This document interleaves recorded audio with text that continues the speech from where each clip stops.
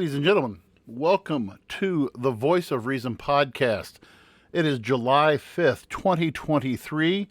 We hope that you have gotten your fill of fireworks fumes and hopefully that you have all 10 fingers still left on your hand. If not, we apologize, but those things happen. As Hopefully always, you weren't hungover today. yeah, you you're were. not I'm right. sorry. Yeah. And as always, joined by my co-host, Travis Kirkendall. My name is Andy Van Yes, Beber. sir. And you see the familiar face that we love to have on, Pike County Prosecuting Attorney Alex Ellison. Welcome to the show. Thank you. Yet Thank again.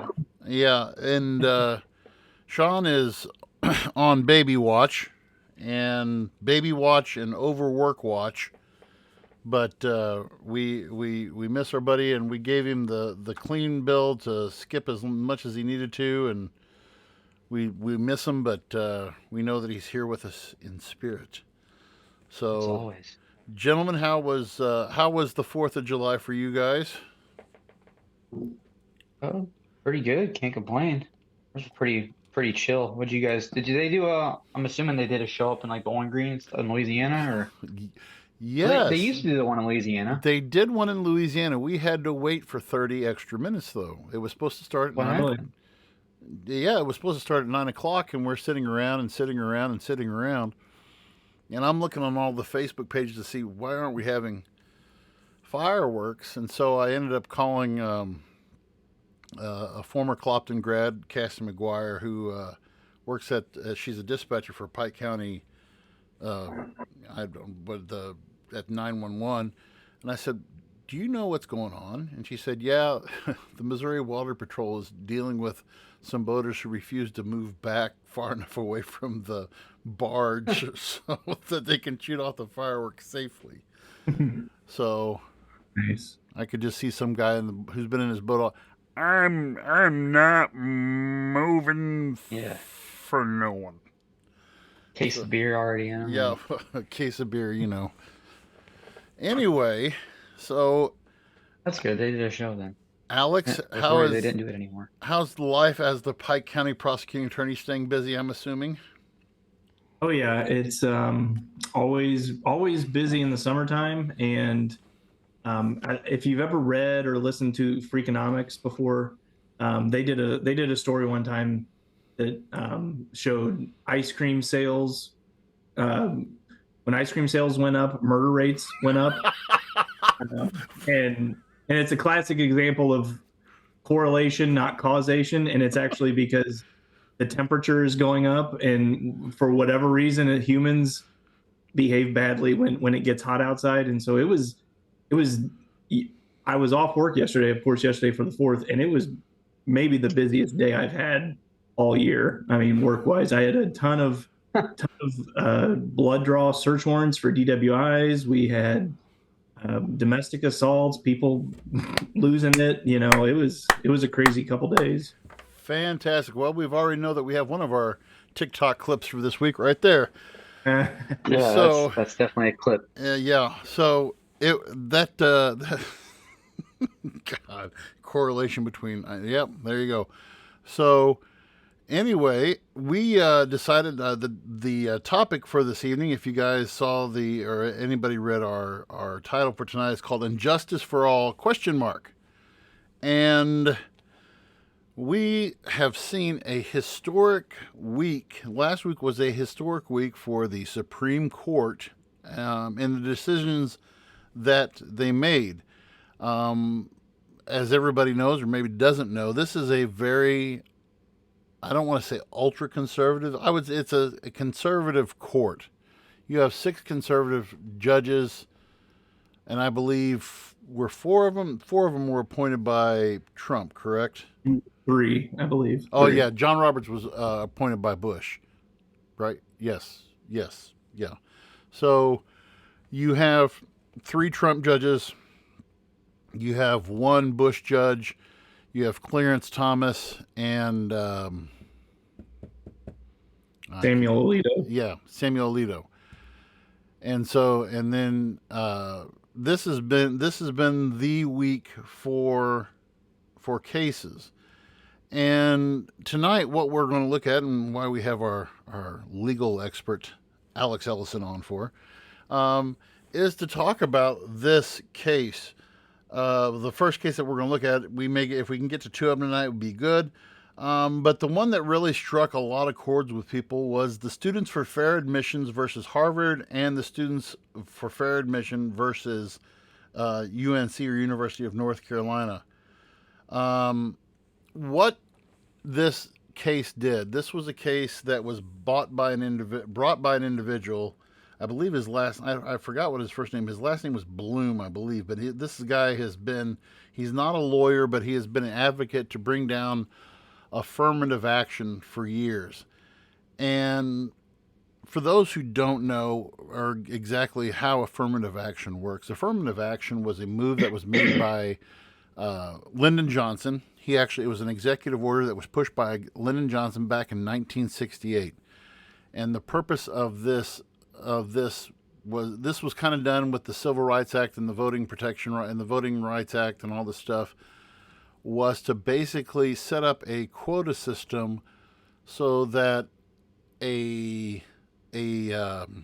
what's the word I want to use? A reasonable amount. A person couldn't be denied admission into a college or into a job or into anything because of their race, and schools, jobs had to hire a certain amount of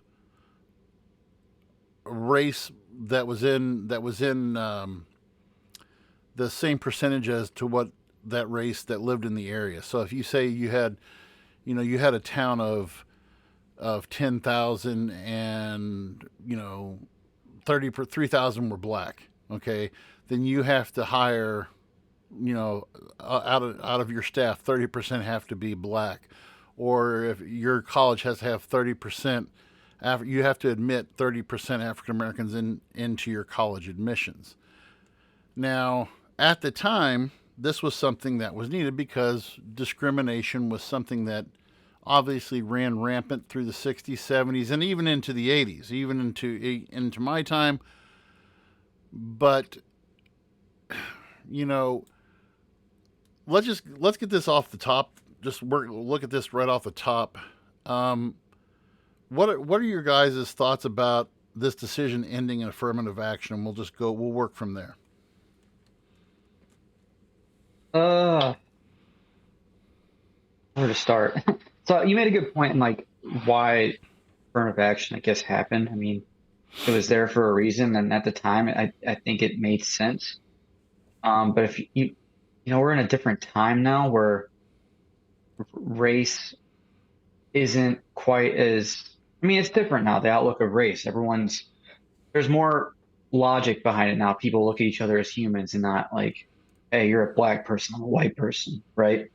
So the whole idea of it, I think, it's an outdated just based off of where we are as a society, I think. And that I guess we're at a point now where you do got to take a step back and say, is it necessarily fair? And at 1960, I would say yes.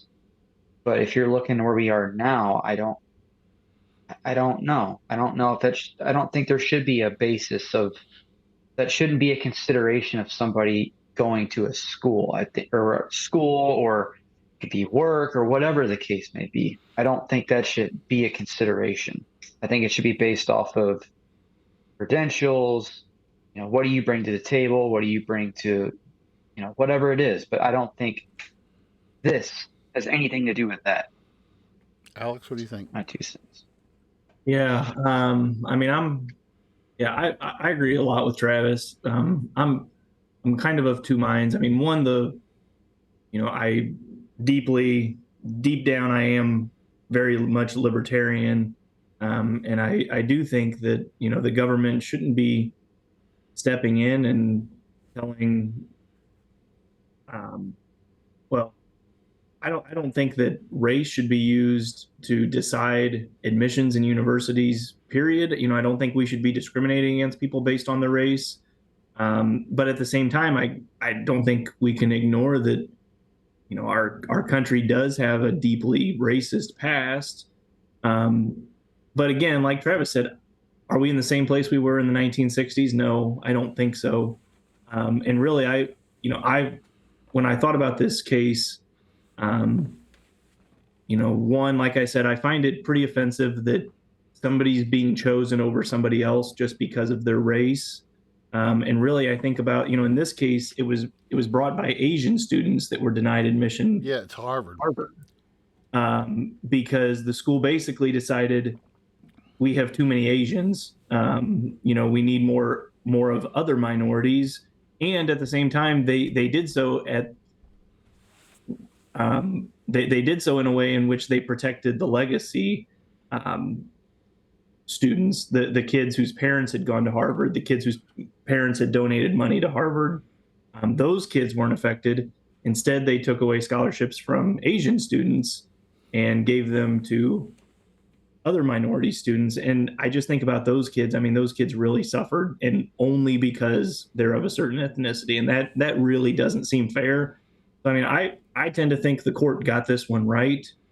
Um, if you want to be a private university and not this ruling only applies to universities and colleges that take federal money, which basically all schools do in some way. But if you want to strike out on your own and not rely on the federal government, hey, I mean, and you want to handpick your students based on race, then I think more power to you.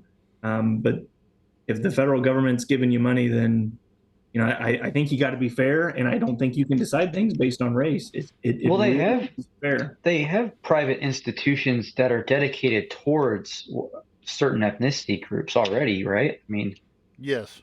Yes. Yeah. Oh, yeah. Yeah. Yeah. So- And this really wouldn't apply to them. And when you look, right. and there were states, and here's the thing that, so there were states that had already banned affirmative action as early as 1996. Surprisingly enough, California was the first state to ban affirmative action back in 1996. shit.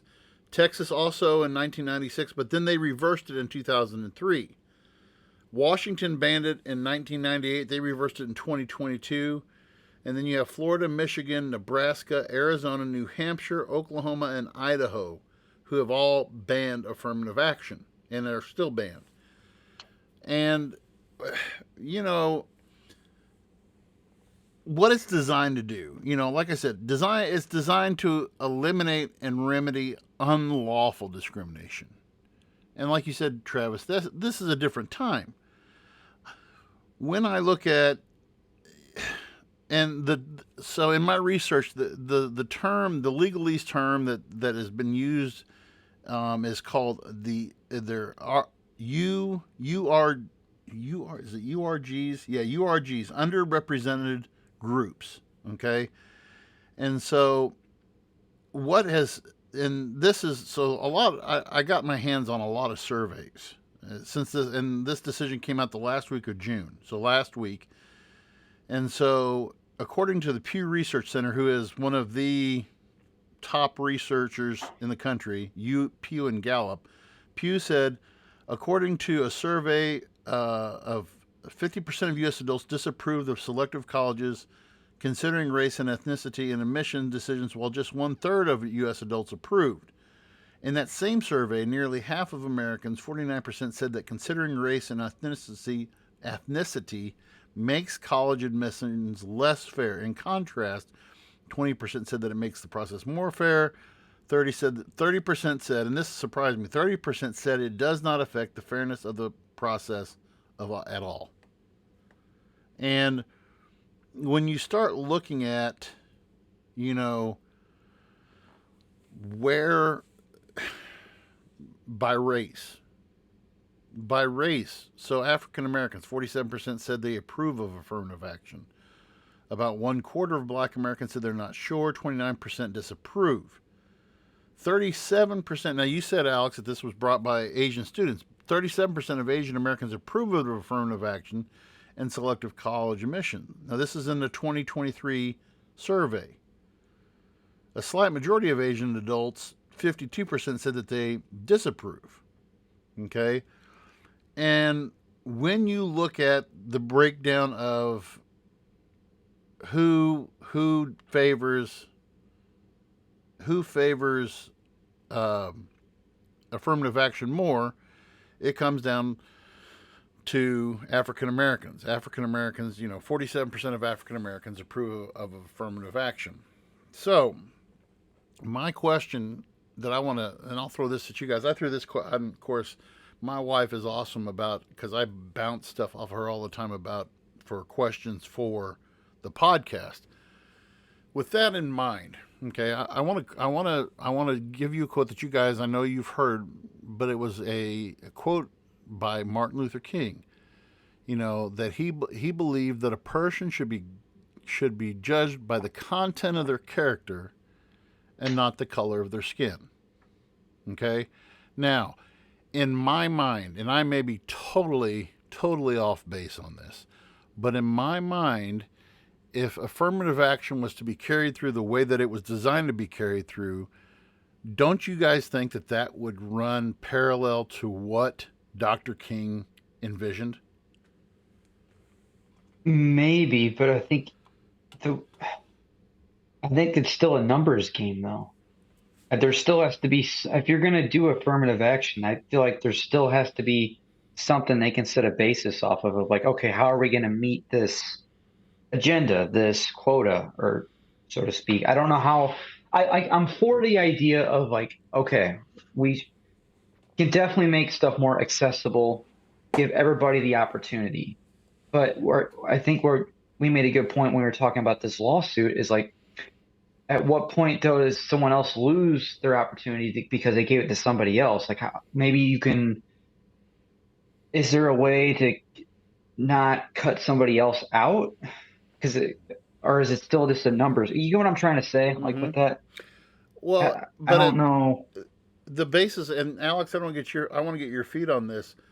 What John Roberts, when he wrote the majority opinion for this, he cited the 14th Amendment he thought that in his mind that the 14th Amendment was actually was working in reverse in this case. Do you agree with that, or is that something that they're really trying to pull out of the air? Or how do you see that? No, I mean I think he's right. I've heard some people say that John Roberts was perverting the 14th Amendment by using it in this way, but I mean, the 14th Amendment obviously was drafted post-Civil War with the intent of righting many of the injustices that happened prior to the Civil War. But I think along with the idea of what Dr. King said, I think affirmative action policies conflict directly with both the 14th Amendment and Dr. King's philosophy. Now, there's the separate issue of, okay, are we giving everybody enough opportunities? Have we done enough to ensure that maybe generations of racism have tamped down certain communities, and do they have the same access to resources that other communities have? I think that's a separate issue. But if you're talking just philosophy and logic, and you're talking, are we deciding things based on someone's skin? Yeah, that's what affirmative action was. I mean, that's at its core, that's what it was. And both of those that flies in the face of both the 14th Amendment and Dr. King's philosophy. My feeling is this, and I want your guys' input on this, because bestcolleges.com had I was telling Travis this before the podcast tonight. I spent 45 minutes just pages upon pages. These guys, I don't know who their people are, but in the last 2 weeks, this research that they gathered was just so mind-boggling that, and they played both sides of the field on this, that the process in and of itself is biased against African Americans because of certain features. They say, okay, so at its root, they look at testing. Okay, so we're going to look at testing, the ACT and the SAT, which are pretty much, if you're going to a coastal school, the SAT is usually the standard bearer. If you go pretty much Midwestern Plain states, South, ACT is what you go for. And one of the things that this survey pointed out was, some people in their research said, okay, the system is biased because it favors wealthier white families because kids can't, kids from low income African American neighborhoods cannot afford tutors and the testing software, and it, and these inner city schools are not preparing students for the test as they should because they have all these other issues that they have to deal with. And I believe, and this is going to make me sound like a bigot, but I'm not trying to sound like a bigot in the fact that there has to be, to me, there has to be a point where we draw a line and say, okay, we can't use the race card because at some point, if you're driven, and this is the bigot part of me sounding this, but there's this whole thing. I'm a firm believer in pulling yourself up by your own bootstraps, okay, and I think that if you're driven enough in today's world, you can go to college pretty much anywhere you want to go to. But I can also see the other side. Here I am, a white Midwestern guy trying to make assumptions about what African Americans, what they have to go through. And so that side of me says, okay, I can kind of see where they're coming from. But we've had, many African Americans who have graduated from our small school out here in the middle of nowhere and who have went on and have become very successful. So am I wrong in making this presumption in that people are playing the race card, or is that just the whiteness in me coming out? It's hard to say. I mean, because like you said, we've lived a very different experience. I have no idea what it's like to go to school in North St. Louis or South Chicago and grow up in that environment. I have no idea what the school system looks like there. I have no idea what that level of education looks like, how prepared they are. We don't know. We can look at statistics and make assumptions, but we don't know what that experience is like for that student being there. So it's hard. That's my biggest conflict with stuff like this is it's so easy to, I think a lot of people get caught up with this. It's so easy to not get it because we don't experience it. But at the same time, you look at it sometimes and it's like you said, pulling yourself out by your bootstraps. You look at the situation, you're like, really though? Because there's so many, like, you're talking about school, for instance, there's so many like scholarship opportunities out there. Like, I don't like Missouri, we had the A+ program, which pretty much gave you 2 free years of I don't know if it was free, but it was a pretty good No, it was free. Deal they It's had. free. It was free? Okay. For any state. Yeah, for a community college, first 2 years, right? Or any state-sponsored school. Yeah, and I know a lot of states have programs similar to that, or they have programs to help people, regardless of race or whatever your credentials, to, be able to go to school and get a better education. And for me, I see stuff like that, and I look at other things like, I'm in the trades. We have a shortage in the trades. Anybody can sign up for the trades if you're physically willing to do it. It doesn't. There's great opportunities for people to change their lives in it, but you don't see people signing up for it. So there's so many, and I'm not saying that they have to rely on that. I mean, there's other things you can do, especially like we talk about college. I just, like you said, I'm kind of just echoing everything you said, but I feel like there's so many opportunities out there in our country specifically that, like, you're kind of setting yourself up for failure if you're just making excuses with it. And I'll play the flip side of this coin too. Okay, so in an education report by the Hetchinger Group in 2020, school year 2022 to 2023, identified where some of these racial gaps occur at. Just 3 examples they gave here in this report. 8 of the 10, and this was in some of these university, the big universities of these states, they call them the flagship universities. So 8 of the 10 flagship universities that they studied with the biggest gaps for black students did not factor race into their admission process. And so one of these states that they looked at in 2021, 48% of Mississippi's high school graduates were black. 48%. But only 8% of the first-year students at Ole Miss, which is the state's flagship university, were black. the gap between Georgia's black high school graduates and those who go on to the University of Georgia has widened by 31 percentage points, with just 2% of incoming first-year students being black men in 2021. Okay, so that brings up again my point though. What is the reasoning? Because you have when you look at these southern states, you have Mississippi, you have Georgia, you have Alabama, and I imagine this is probably the same case in Florida as well. That a large percentage of these universities do not have black students. All right, so Alex, then from the legal point of view, and I pretty much already know what your answer is going to be, but I'm going to ask it anyway. Are these kids' 14th Amendment rights being violated? No, I don't think so. And I think, when you're talking about, as soon as you said Mississippi, and talking about the student body of Ole Miss, I thought, on the flip side, what about the student body of Jackson State, which is also in Mississippi, a historically black college? Mm-hmm. I'm probably 8% of the student body there is white. Mm-hmm. And I think Mississippi, those states suffered through generation after generation of segregation, and there really are almost two different cultures in those states, white and black.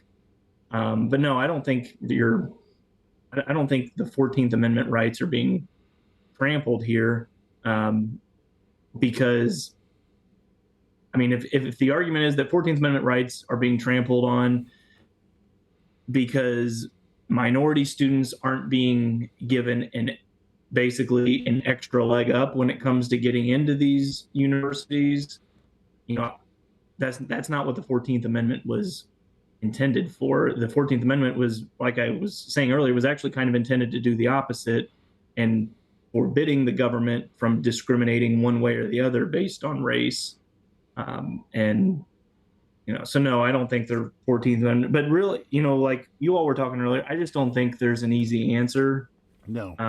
Because No. you can't deny that the lingering effects of the first 200 years, basically, of our country's racist past still exist. Oh yeah. Right. Minorities are still suffering from it, and if you grow up in North St. Louis and go to a terrible unaccredited high school, are you getting the same education that a white kid who grew up in Chesterfield that goes to a private expensive school is getting? Absolutely not.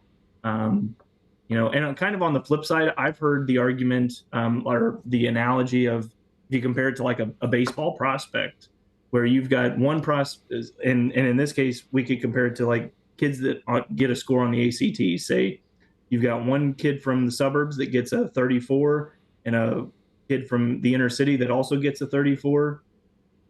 If you're a college and you're looking to see which one's going to be the more successful adult, do you want the kid that grew up in the suburbs and went to an expensive private school and that landed them a 34, or do you want the kid that grew up in an inner city facing all the challenges that they had to face and still got a 34? At that point, if you're trying to decide between the inner city student and the suburb student, there's a good argument to go with the inner city student, that they overcame that much. Then why don't instead of, and maybe this isn't allowed either, but instead of going based off of race, why don't they go just based off of your family income, like the household income? Why don't they just strictly go off of that? Wouldn't that be a good indicator of what your upbringing was compared to? Oh, it absolutely could be. If you were getting an accurate portrayal of that, right. I'm sure someone would eventually figure out how to game the system and tax evasion and what, but your income. But also, doing that or doing it by zip code, you run the risk then of, kind of like we had talked about in the gerrymandering episode, you run the risk of kind of de facto racism. Mm-hmm. I could see that because And so, back to what you said earlier, though, Alex, there isn't there isn't a surefire solution. I will say the alternative. So we mentioned California. California was the first one to ban affirmative action. So as of this last school year, California guarantees admission. The state of California guarantees admission to at least one of their UC school, whether it's UCLA, UC Santa Barbara, UC, uh, uh, any of their colleges. Basically, they guarantee admission to at least one of these schools to all in-state high school graduates in the top 9% of their class. Okay, so regardless of where you go to school, if you go to inner city Los Angeles High, whatever's in downtown or in East LA. East LA is one of the worst. Okay, you graduate in the top 9%, you will get admitted to at least one UC school. Okay, and to me, the UC, Cal State, UCLA, UC Santa Barbara, University of Southern California, all these these are, in my view, prestigious schools. Okay, and so, it did see this, according to this report, it said that while the UC system initially experienced a dip in URG enrollment after the affirmative action ban, numbers have risen significantly in recent years. There is still a considerable gap, however, between the state's high school underrepresented graduates, 59% in 2016, and enrollees. So 59% out of the 59% of the graduates who were listed as UR underrepresented graduates, out of those, 37% went to enlisted or came to a UC school. So I look at that, to me, if I'm going to propose a solution, that's what I'm going to look at. I want to look at, I'll come right out and say it. I am anti standardized test. I think standardized test. I'm getting ready to start my 26th year of teaching. I have never been a fan of standardized testing. ACT, SAT, I'll be frank. I scored a 21 on my ACT, and I think I scored like a 950 on my SAT. Okay, so I was not setting the world on fire with my test scores. However, I graduated number 8 in my class of 40. Okay, now, granted, I went to high school at Canton High School, and that's like saying, graduating at the top of the heap at Canton High School is, whatever. But I look at this and I see this as a fair alternative, because what you're doing is you're putting it back, and this to what you said earlier, Alex. This is almost a libertarian idea of putting it back to the state, saying, okay, you want to end racial discrimination, then put it back. To me, this is putting it back on the students and saying, all right, perform. We're not going to look at SAT. We're not going to look at ACT, but we will, here in Missouri, Mizzou, Missouri State, Truman University. I'm forgetting Southwest Missouri State. We're going to SEMO. We're going to guarantee you that if you graduate in the top 10% of your class, okay, you're in. We're guaranteeing you admission to one of these schools. I mean, is that a fair solution? What do you guys think of that? I mean, I would say it seems fair, but I trust you're referring to the numbers. That I mean, who are you going to exclude by guaranteeing admission someone? And I worry, or are you going to dilute evaluation to everybody else that's going there? I don't know. Well, I can see that I think if I look at it this way, if I'm going to make, and maybe this is going, maybe put more pressure on schools to say, okay, you need to, if we're going to do this thing, then you guys need to give us quality students. At the same time, I see what you're saying, because let's say that somebody who goes to a like you said, somebody who goes to school in, you know, what is it, University High there in St. Louis in downtown University High, versus somebody who goes out to Frontier, Winsville Frontier. Okay, who's going to have more opportunities? So I may graduate in the top. I can see and some people may say that, and this may be the problem too. They say, okay, the top 10, the top 10% at University High in downtown St. Louis, you have kids who are in the top 20% who are performing better than the top 10% at University High. I mean, I can see that as an issue too. But at some point, I don't know. I may be thinking just outside of my head right now, but there has to be. It goes back to what I said before about what Dr. King said, the content of a person's character. If you are going to work hard and if you are going to apply yourself, then you should be rewarded regardless of what color of your skin is. You know, when I read, and I first thought, man, they're going to go this whole, when I heard this case, I thought, man, they're going to go with this whole reverse discrimination for whites. And then I saw at Harvard that's targeted, I mean, it was Asian students who brought this. I'm like, not that my kids are going to go to Harvard, but I was like, okay, so am I behind the eight ball here when it comes down to me getting my kids into college later on? Am I going to have a challenge getting my kids into college? But, suffice it to say, they're not going to go to Harvard. I mean, and that's the other factor I want to ask you guys. Where do you see this kind of thing being an issue at? When they say the flagship schools, do you think that this is a thing that, did you go to Mizzou, Alex? Is that where you went? I went to UMSL, to the University of Missouri St. Louis, for undergrad, and then I went to Mizzou for law school. So did you feel that there was, based upon your experience at Mizzou, what level of diversity, and UMSL as well, what level of diversity did you see in just from your experience? What kind of diversity did you see at those schools? Hang on, I got to say goodnight to somebody really fast. Okay, we'll let. Oh, look, Dad. Go ahead, Dad. That's cute. Oh, there you go. That's coming, Travis. That's coming for you right there, pal. Oh yeah, I know. All right, I'm back. Yeah, no. I mean, so I went to law school at Mizzou, so I didn't really get to experience the undergrad student body that much. I mean, the law school I thought was actually pretty proportional. I would guess that roughly 25 to 30% of the student body was Black, maybe even another 10% was some other minority, with probably 50% or better being white. But I think I would assume that's pretty much in line with the population of the state of Missouri.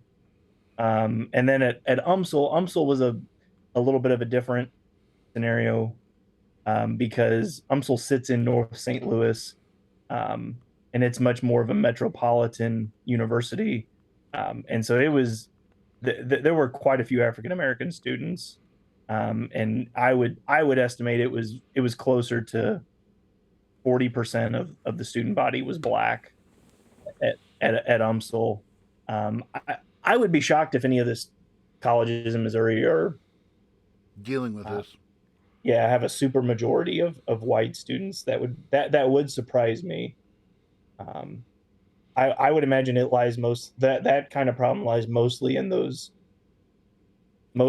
states in the deep South, where you do have that history of, and like I said, where you got a history of historically Black colleges for African Americans to go to. In Missouri, we do have Lincoln University as an HBCU, but it's the only one in the state. Forgot about that. Yeah. Yeah.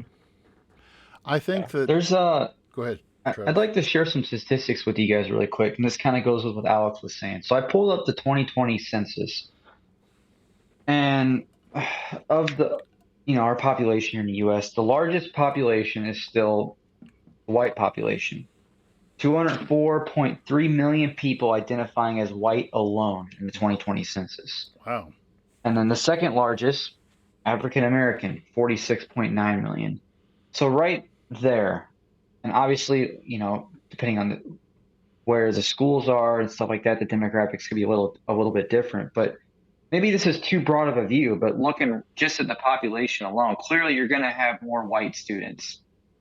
It just, right? I mean, overall, with as far as trying to make it schools even and stuff, you're going to have more. It's hard to make it fair when there's just Well, the populations are just different, so when I right? that's yeah, exactly, and that's the next point that I was going to go to.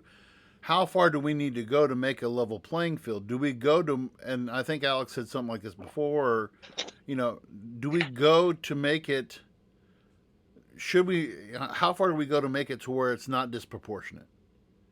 Right. Because I how, mean, say if you wanted it to be 50-50, again, very broad view because it depends on, what the state you're in? city, the Right. demographic, the state, right, right, right. But like if you're just splitting it right down the middle, saying 50-50, looking at statistics right here and there, I would say more white students would lose the opportunity for scholarship compared to black just because of the numbers just don't line up, right? Right. So it's how would you it's hard to make this is a very hard topic because it's like how do you make it fair, but how do you also acknowledge the fact that there is a little bit of disadvantage there. It's a very tough. It comes to me, but it also, but the fact of the socioeconomic factors that are out there, the socioeconomic factors that are out Right. there, and again, not to be racist, but you have a larger percentage of African Americans, young people who come from single parent homes with a single mother, single father. You have a the disproportionate as far as income goes, and people will argue, well, it's because it's racist, and not exactly. I mean, there are some kids who are just born, and I use this phrase a lot, but born under a bad sign. They were born into bad circumstances, and it's either they're either going to fight their circumstances and overcome, or they're going to be victims of their own circumstance and they're going to just blend back into the system. And that may sound systemically racist, but until we get to the point to where we're, and I mean this is looking at a much larger problem, because the society in which we live in, African Americans and whites and the stereotypes and everything that we have, inherently puts a barrier in the system. And I think that's a problem that we have to deal with. And how do you address that? I mean, going one thing at a time. I mean, to me, affirmative action is not going to be solved just by trying to make a level playing field, and you're creating more of a problem than what you're trying to fix. So, and I may be wrong on my perception of that, but that's what I think. I mean, I don't know what am I off on that? No, I get what you're saying. I think this the difficult thing, and this is the job for our politicians is, figure out what the solutions are.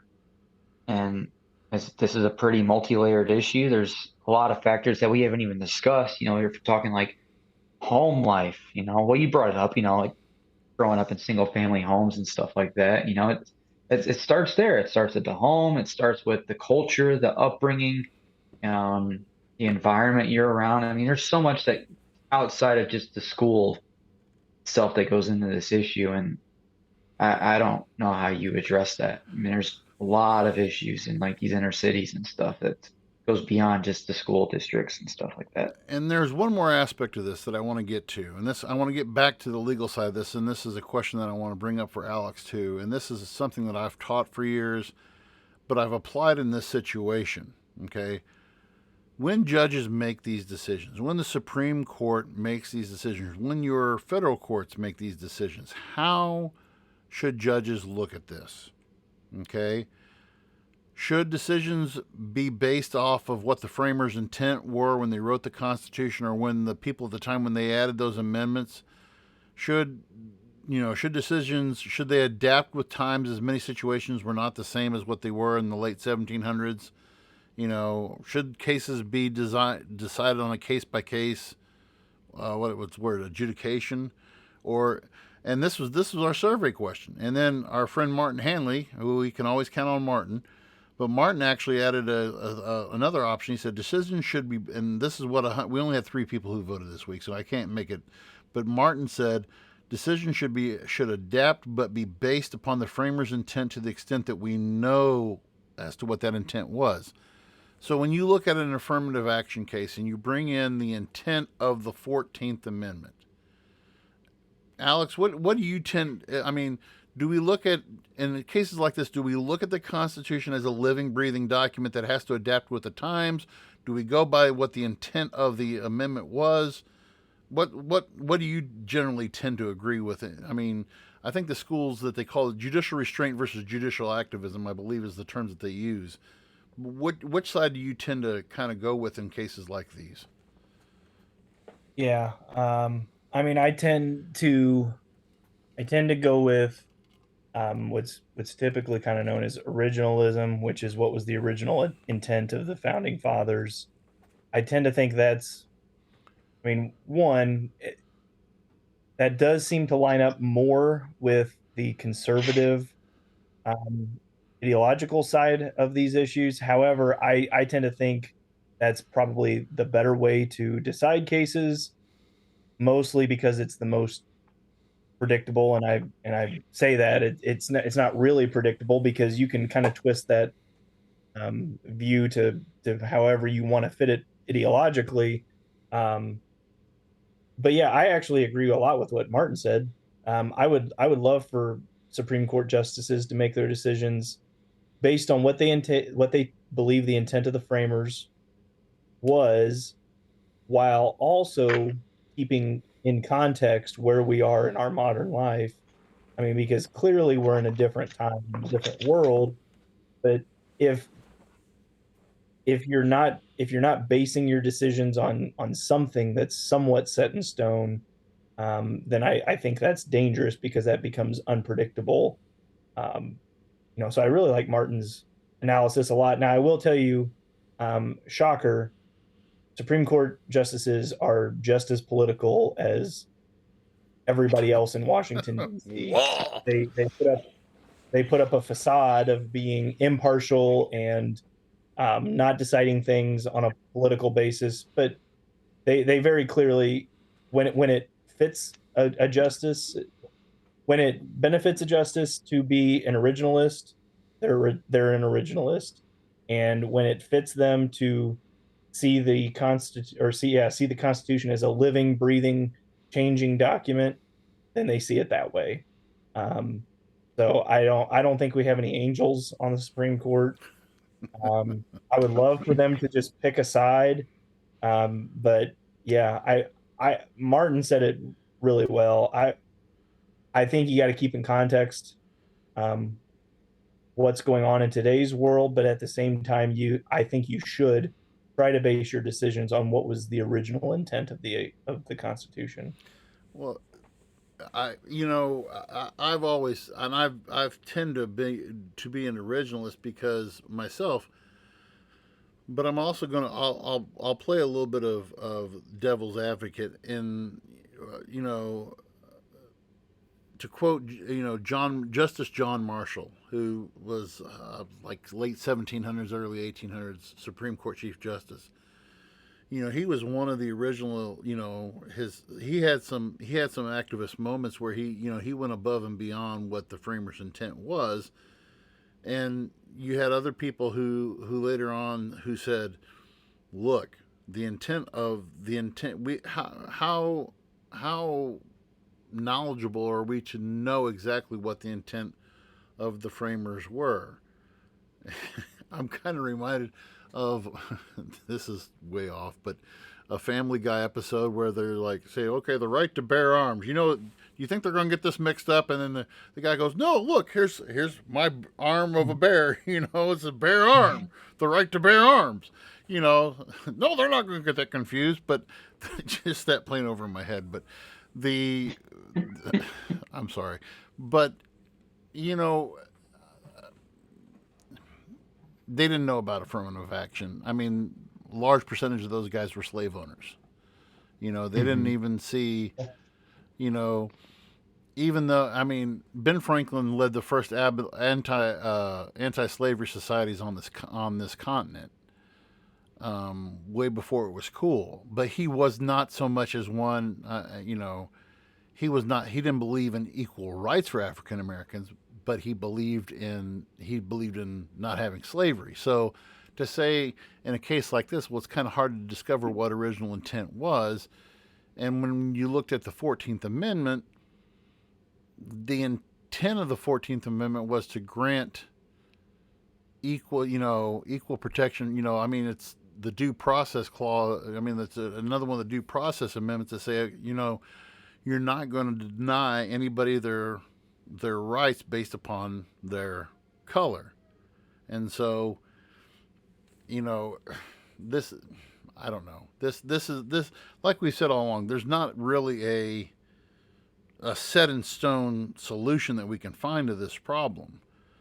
But no, I when I looked at this issue, this is one that kind of, it's hard for a group of white guys to have this discussion, but at the same time, it's a discussion that needs to be had because, I want to go back to what you said, Travis. I mean, we need to start looking at, and I've used this example before. One of my favorite speakers who I love listening to. You guys, sometimes people ask me, well, what podcast, who do you listen to? I listen to a guy by the name of Dr. Tony Evans. Dr. Tony Evans, he's actually a pastor he's the chaplain. He's actually the chaplain for the Dallas Cowboys, and he's also a pastor of one of the largest churches in Dallas, Texas. And goodness gracious. And so he said, one of the things that he has always said is, it starts, the problem within a society, racism, crime, violence, it all starts in the home, okay? And it starts with the core, like you said, the core unit, the core unit of, okay, what's going on in that family, in that neighborhood, okay? And that, you start with the family, okay? What's in that family? Mom, dad, kids. So you have a solid core unit, okay? Then you move out from that. How does that relate to the neighborhood? Okay, now you have a, and it doesn't matter if they're Muslim, Jewish, Christian, atheist, whatever. You've got a solid core unit that starts there, and then it builds out from that. Okay, if that primary unit within the community is broken, then it's a domino effect of the rest. You guys get what I'm saying? It's a domino effect of how it plays out into the rest of society. I say, so, well, are you saying that we can't have a good society with single parent? No, I'm not saying that at all. But what I am saying is I've seen my share of broken kids who have come from broken homes and who have had to who've had to fight extra hard to, overcome their circumstances because that core unit wasn't there. If that core unit's there, then I think it's, and this may be part of the issue where this, why kids aren't getting into the schools that they need to be getting into. I may be totally talking out of my butt here, but I don't know. No, I get what you're saying but I think I don't see that as a race problem. I see it as a cultural problem. Well, it is. I think they're one and the same. Because I mean, if you want to, we always talk about, we talk about African Americans in the inner cities, but talk about poor white people in Appalachia or people in Missouri. I mean, Southern Missouri. My God, you want to talk about poverty? Yeah, that's where I started my teaching career down in Southeast Missouri, and that is a totally different lifestyle down there. Mm-hmm. So, I guess to sum this all up, and I want your guys' final thoughts on this. As we move forward, and we'll probably touch on some of these other issues in weeks to come. This court last week, so there were 5. I'll just sum it up this way: there were 5 key decisions that were made by the Supreme Court last week. One was to end affirmative action. One was to give the rights to certain people of certain religious beliefs that if they can deny services to people of same-sex marriages or whatever like that. Mm-hmm. There was what was the other case? The one that basically said said that unions could The companies can sue unions if unions choose to protest, right, and or they so can fine them for loss of payments or right, whatever. and so a number of these, and then the plan to overturn. Oh, we lost Alex there. The plan to overturn. Well, there he comes back. And then to overturn Biden's plan to forgive Student loan student relief. loans. So you have 5 key decisions here that were made by the court that were total game changers, and this is going to be interesting playing into we're getting ready. I hate to say it, but we're getting close to getting into the election season. We're getting ready to get into It's already started. campaign politics, and we're going to see these decisions really start. And in some of the analysis I read an article by The Hill, which I sent out to Travis and Sean this week, and I think I sent to Alex too. One of the things that they put into this article was the Democrats will not, and The Hill is not a conservative news source, but The Hill said that the Democrats won't gain much if they use the court as an issue for the next election, and they found that's going to be something that's going to hurt them in the end. But I don't know. This has definitely been, for me, as a government teacher. I mean, I'm going to be coming back, and none of my kids will know anything about this when I go, oh, what do you mean? What happened? But anyway, final thoughts. What do you guys? Anything else that stuck out to you guys about this? No, I mean, this is for another day, but I would like to touch on the union one. That'd be a good discussion. Yeah, I'm thinking we'll probably get into a couple of these other ones are. I knew the affirmative action one was going to be a big bear to tackle, and I'm like you. I want to talk about the student debt one, and I want to talk about, unless something like significant comes up in the news, maybe we'll do it for next week, and we'll talk about the rest of the Supreme Court actions. And hopefully, we'll see a young baby Phillips Yeah. next week. We'll see how that works out. I mean, we could always use more Ellisons in the world. I mean, but so, Alex, we want to thank you for. Yeah. You're in the, what is it, on Saturday Night Live? They have the 5 Timers Club. I think you're part of the 5. We have like the elite jacket that we'll send out to you. That has a little patch of the 5 Timer Club on it. 5-time guest host of the Voice of Reason. But I'll be waiting on that jacket. I'll make sure it's custom fit for you. All guests appearing on the Voice of Reason get the baseball. 10 visits. After 10 visits, you get a custom jacket. Yes, people have asked me, hey, what happened to your merch store? I am currently, that's one of my summer projects that I've been working on, trying to get the merch store a little bit more user friendly. There's a lot that goes into that. Yeah, so but I am also going to say this, and I'm going to we're really putting a push. Sean talked about this last week, and I'm going to end with this. Our goal for the year is to get 1,000 followers on TikTok, because that is going to open us broad wide. We have yet, since we started this whole campaign with Reels and TikTok videos, and this has been going on now for 2 months, I can say without doubt that we have not gone a week yet where we haven't gained new followers from our Reels and our TikToks, and we want to welcome all of the new people who are listening, who are joining in. We thank you for helping us out, and but we are pushing, and I'm going to make a thing out there. If you've got a TikTok account, just make it a simple thing. We put out 3 videos a week, 2 to 3 videos a week is what we put out. We're not going to clog your feed. We're not going to do anything like that.